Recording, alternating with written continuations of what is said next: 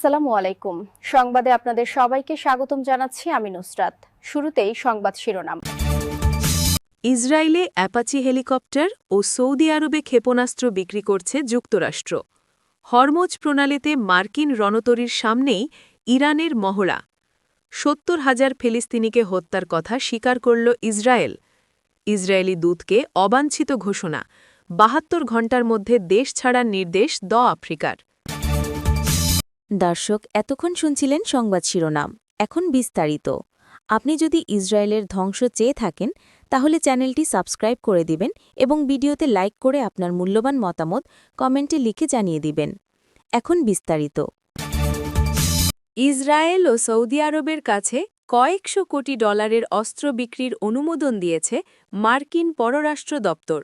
স্থানীয় সময় শুক্রবার ৩০ জানুয়ারি দপ্তরটি জানিয়েছে, ইসরায়েলের কাছে $৩৮০ কোটি মূল্যের ৩০টি অ্যাপাচি অ্যাটাক হেলিকপ্টার এবং $১৮০ কোটি মূল্যের জয়েন্ট লাইট ট্যাকটিক্যাল ভেহিকল বা আধুনিক সাঁজোয়া ও বহুমুখী হালকা সামরিক যান মার্কিন তৈরি অস্ত্র কেনার অনুমোদন দেয়া হয়েছে।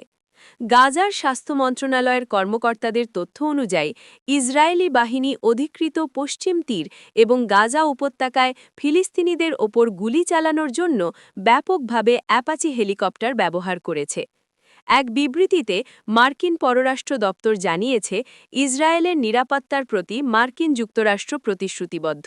মার্কিন জাতীয় স্বার্থ রক্ষার জন্য ইসরায়েলকে একটি শক্তিশালী ও প্রস্তুত আত্মরক্ষামূলক ক্ষমতা গড়ে তুলতে এবং তা বজায় রাখতে সহায়তা করা অত্যন্ত গুরুত্বপূর্ণ। এই প্রস্তাবিত বিক্রয় এই লক্ষ্যগুলির সঙ্গে সামঞ্জস্যপূর্ণ। যুক্তরাষ্ট্র প্রতি বছর ইসরায়েলে বিলিয়ন ডলার মূল্যের সামরিক সরঞ্জাম পাঠায়। এসব অস্ত্রের বেশিরভাগই বিক্রির পরিবর্তে সহায়তা হিসেবে প্রদান করা হয়। মানবাধিকার সংগঠন এবং জাতিসংঘের বিশেষজ্ঞরা ধারাবাহিকভাবে ইসরায়েলে অস্ত্র সরবরাহ বন্ধ করার জন্য মার্কিন যুক্তরাষ্ট্রের প্রতি আহ্বান জানিয়ে আসছেন।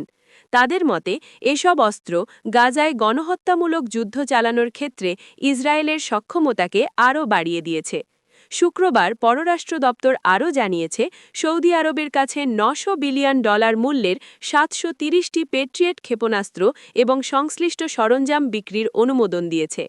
পররাষ্ট্র দপ্তর জানায়, এই বর্ধিত ক্ষমতা সৌদি আরব, মার্কিন যুক্তরাষ্ট্র এবং স্থানীয় মিত্রদের স্থলবাহিনীকে রক্ষা করবে এবং এই অঞ্চলে সমন্বিত বিমান ও ক্ষেপণাস্ত্র প্রতিরক্ষা ব্যবস্থায় সৌদি আরবের অবদান উল্লেখযোগ্যভাবে উন্নত করবে। মার্কিন প্রেসিডেন্ট ডোনাল্ড ট্রাম্প যখন বলেছেন, ইরানের কাছে মার্কিন যুদ্ধজাহাজের একটি বিশাল যুদ্ধজাহাজের বহর পাঠানো হয়েছে, ঠিক একই সময় সৌদি আরব ও ইসরায়েলে মার্কিন অস্ত্র সরঞ্জাম বিক্রির অনুমোদন দেয়া হল। মধ্যপ্রাচ্যে ইরান ও মার্কিন যুক্তরাষ্ট্রের মধ্যে চলমান উত্তেজনা এক নতুন ও বিপজ্জনক মোড় নিয়েছে। মার্কিন রণতরী আব্রাহাম লিঙ্কন সহ বেশ কিছু সামরিক সরঞ্জাম ওই অঞ্চলে মোতায়েন করার প্রতিবাদে এবং নিজেদের সামরিক সক্ষমতা প্রদর্শনে ইরান হরমুজ প্রণালীতে দুদিনব্যাপী সরাসরি গুলিবর্ষণ সহ নৌমহড়ার ঘোষণা দিয়েছে। আগামী রোববার ১ ফেব্রুয়ারি থেকে শুরু হতে যাওয়া এ মহড়াকে কেন্দ্র করে পারস্য উপসাগরীয় অঞ্চলে চরম যুদ্ধাবস্থা বিরাজ করছে। ইরানের এ ঘোষণার পর মার্কিন সামরিক বাহিনীর সেন্ট্রাল কমান্ড সেন্টকম তেহরানকে কঠোর হুঁশিয়ারি প্রদান করেছে। ওয়াশিংটন জানিয়েছে, মার্কিন যুদ্ধজাহাজের ওপর দিয়ে ইরানি ড্রোন বা বিমানের উড্ডয়ন কিংবা দ্রুতগামী ইরানি স্পিডবোটের মাধ্যমে সংঘর্ষের উস্কানি দেওয়ার মতো যে কোনো অনিরাপদ কর্মকাণ্ড তারা কোনোভাবেই সহ্য করবে না। কয়েক সপ্তাহ ধরে ট্রাম্প প্রশাসনের অব্যাহত হুমকি এবং ইরানের পরমাণু কর্মসূচি ও সরকার বিরোধী বিক্ষোভ দমনের ইস্যুকে কেন্দ্র করে দুই দেশের সম্পর্ক এখন খাদের কিনারায় দাঁড়িয়ে আছে। এদিকে কূটনৈতিক পর্যায়েও তৈরি হয়েছে এক ধরনের ধোঁয়াশা। ইরানের পররাষ্ট্রমন্ত্রী আব্বাস আরাগুচি শুক্রবার ৩০ জানুয়ারি এক বিবৃতিতে জানিয়েছেন, তার দেশ একটি ন্যায্য ও সঠিক আলোচনার জন্য প্রস্তুত। তবে তিনি প্রেসিডেন্ট ট্রাম্পের প্রধান দাবিগুলো সরাসরি প্রত্যাখ্যান করে স্পষ্ট করে দিয়েছেন যে ইরানের প্রতিরক্ষা কৌশল এবং মিসাইল বা ক্ষেপণাস্ত্র ব্যবস্থা নিয়ে কোনো অবস্থাতেই কোনো সমঝোতা হবে না। ট্রাম্প প্রশাসনের কঠোর চাপ ও সামরিক সমাবেশের মুখে ইরানের এই অনড় অবস্থান মধ্যপ্রাচ্যের ভূ-রাজনৈতিক স্থিতিশীলতাকে বড় ধরনের হুমকির মুখে ফেলেছে বলে মনে করছেন বিশ্লেষকরা। ফিলিস্তিনের অবরুদ্ধ গাজায় ২০২৩ সালের ৭ অক্টোবর থেকে আগ্রাসন শুরুর পর থেকে এখন পর্যন্ত প্রায় ৭০,০০০-এর মতো ফিলিস্তিনি নিহত হয়েছেন বলে স্বীকার করেছে ইসরায়েল।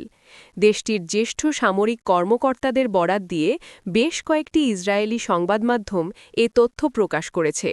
এর আগে গাজার স্বাস্থ্য কর্তৃপক্ষের প্রকাশিত নিহতের সংখ্যার বিষয়ে সন্দেহ প্রকাশ করেছিল ইসরায়েল, যদিও জাতিসংঘ দীর্ঘদিন ধরেই গাজার স্বাস্থ্য কর্তৃপক্ষের নথিভুক্ত নিহতের সংখ্যা নির্ভরযোগ্য বলে স্বীকৃতি দিয়ে আসছে।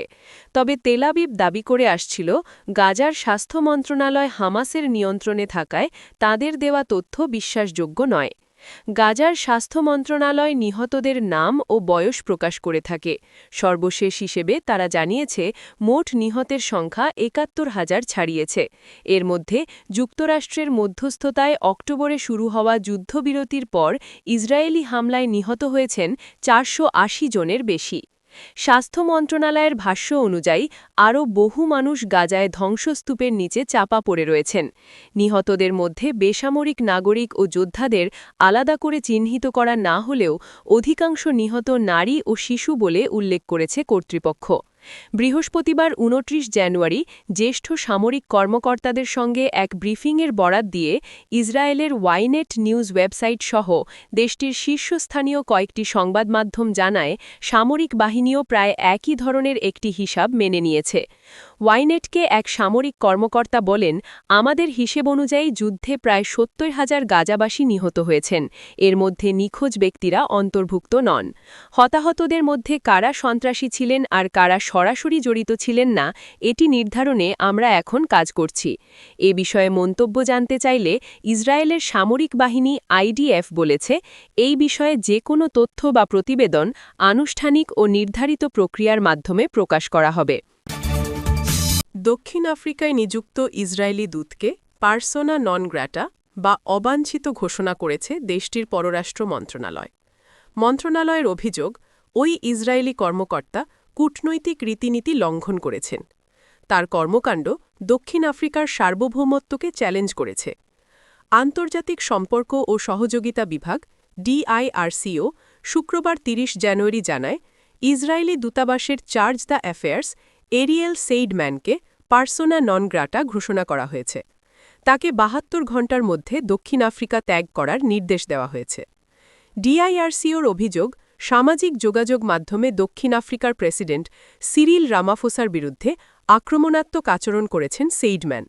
একই সঙ্গে তিনি ইসরায়েলি জ্যেষ্ঠ কর্মকর্তাদের সফরের বিষয়ে ইচ্ছাকৃতভাবে দক্ষিণ আফ্রিকার পররাষ্ট্র মন্ত্রণালয়কে অবহিত করতে ব্যর্থ হয়েছেন। এক বিবৃতিতে বিভাগটি জানায়, এই ধরনের কর্মকাণ্ড কূটনৈতিক সুযোগ সুবিধার গুরুতর অপব্যবহার এবং ভিয়েনা কনভেনশনের মৌলিক লঙ্ঘন। এগুলো ধারাবাহিকভাবে দ্বিপাক্ষিক সম্পর্কের জন্য অপরিহার্য বিশ্বাস এবং প্রোটোকলকে ক্ষুণ্ণ করেছে। এই ঘোষণার পর ইসরায়েলের পররাষ্ট্র মন্ত্রণালয় জানায়, তারা দক্ষিণ আফ্রিকার জ্যেষ্ঠ কূটনীতিক শন এডওয়ার্ড বাইনোভেল্টকে পার্সোনা নন গ্রাটা ঘোষণা করেছে। তাকেও ৭২ ঘণ্টার মধ্যে ইসরায়েল ছাড়তে বলা হয়েছে। দক্ষিণ আফ্রিকার সরকারি ওয়েবসাইট অনুযায়ী ফিলিস্তিনে দক্ষিণ আফ্রিকার রাষ্ট্রদূত হিসেবে দায়িত্ব পালন করছেন বাইনোভেল্ট। তিনি অধিকৃত পশ্চিম তীরের রামাল্লায় অবস্থিত একটি কার্যালয় থেকে কাজ করছেন। আপনি যদি আমাদের চ্যানেলে নতুন হয়ে থাকেন তাহলে চ্যানেলটি সাবস্ক্রাইব করে দিন।